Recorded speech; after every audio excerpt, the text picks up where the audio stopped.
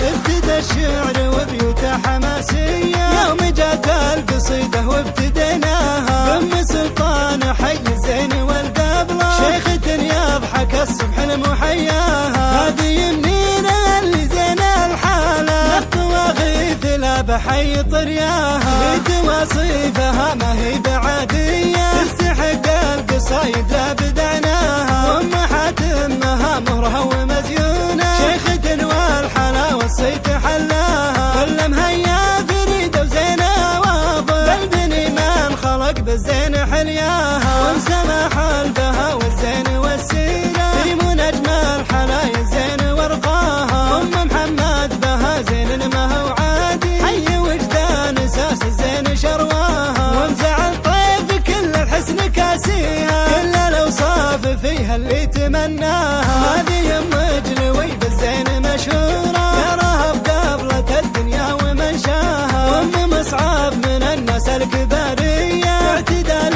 وجميع الزين يزهاها. يا من الحلا والزين والقبلة، اجمل اوصافها واجمل حلاياها.